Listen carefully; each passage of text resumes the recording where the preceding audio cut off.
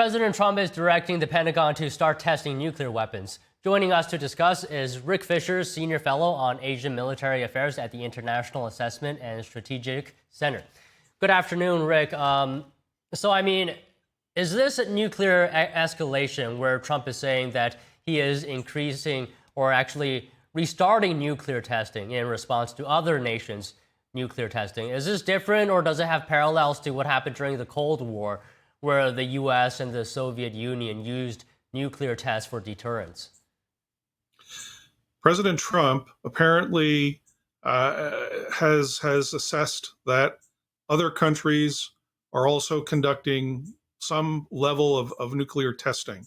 That is what he expressed in his announcement a short time before he met with Chinese Communist Party leader Xi Jinping. And his decision is probably based in a lot of context around the timing. President Trump, in his first term, tried mightily to convince both Russia and China to engage in the beginning of discussions that he hoped would lead to a cap on the nuclear arms race. Russia and China have consistently refused, utterly refused, to engage in any kind of nuclear control, nuclear limitation dialogue. And I think that President Trump's decision to resume nuclear testing, to better assure the reliability of the American nuclear stockpile, is his way to try to signal both Russia and China that this dialogue is preferable to a resumption of a nuclear arms race. But China and Russia are both building up their nuclear arsenals, both at a theater level and at a strategic level. So it is like before, when President Trump decided to leave the Intermediate Nuclear Forces Treaty, he is preparing to lead the unilateral moratorium that the United States has followed on nuclear testing, to prove to Russia and China that if they want a nuclear arms race, the United States is prepared to follow suit. Okay, so earlier you mentioned the reliability aspect of all this. How reliable is the nuclear stockpile right now? Well, there have been doubts expressed about the reliability of the entire nuclear stockpile. There are some warheads in the stockpile that are very old.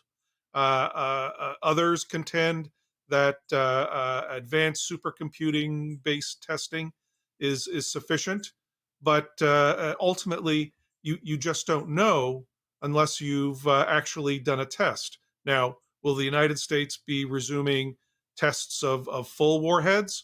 That's not clear. Will it simply be conducting tests of components of nuclear weapons? Again, not clear. But the timing of President Trump's announcement is part and parcel of his longstanding attempt to try to convince Russia and China to engage in real nuclear reductions. He's clearly frustrated with their refusals, and believes that the United States, as a consequence, may not have any choice but to attend to our nuclear modernization plans and to ensure our nuclear deterrent capability by ensuring the reliability of those weapons, which could include some form of testing. How do our adversaries feel about the U.S.'s nuclear capabilities? Well, China and Russia don't brag about the possibility that they may be cooperating with their offensive nuclear weapons, but they are willing to talk about, at times, about the degree to which they cooperate in defensive strategic activities. And it's this cooperation in defensive strategic activities that warns many, including myself, that they may be also cooperating in offensive strategic activities. So the United States, in a sense, in my opinion at least, has had a long-standing justification not just to expand its nuclear arsenal, but also to resume testing to assure the reliability of that nuclear arsenal, both to assure our own people and to assure our allies that if China and Russia undertake nuclear aggression, that they will suffer guaranteed retaliation with weapons that actually work. So, Rick, how fast would you say is China's advancement in its nuclear capabilities and arsenal? Because President Trump says Russia is second and China is a distant third, but will be even within 5 years. Well, that assessment of being even in 5 years exceeds recent Pentagon assessments by another 5 years. So if President Trump is convinced that China is going to have as many deployed nuclear weapons as the United States in 5 years, that is a very rapid acceleration of China's nuclear arsenal. Uh, and we don't know whether China will be satisfied with parity, nuclear parity with the United States and perhaps Russia. By previous conduct, China wants superiority in everything, and I would also be very concerned that China is actually building toward a position of nuclear superiority against the United States.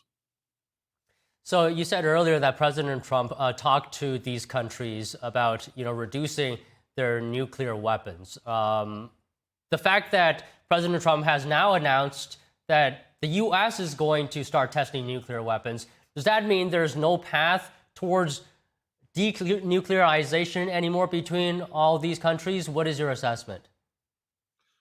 Quite the opposite, Don. The Chinese and the Russians could pick up a phone call and initiate or convey their desire to begin these discussions at any time.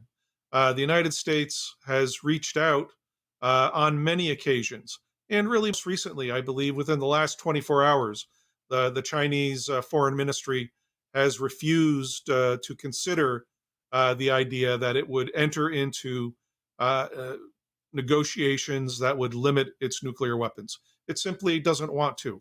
It wants nuclear superiority, in my assessment, first and foremost, to be able to coerce the United States from defending its allies and partners, especially the democracy on Taiwan. And to his credit, President Trump wants a robust American nuclear posture while pursuing both a national missile defense policy to make sure that Americans don't suffer from a nuclear attack, and holding out the hand of negotiations. President Trump is pursuing a practical, multifaceted approach to this terrific challenge. Right, Rick, good to speak with you today, and sorry for my being a little bit under the weather. Thank you very much. Thank you, Don.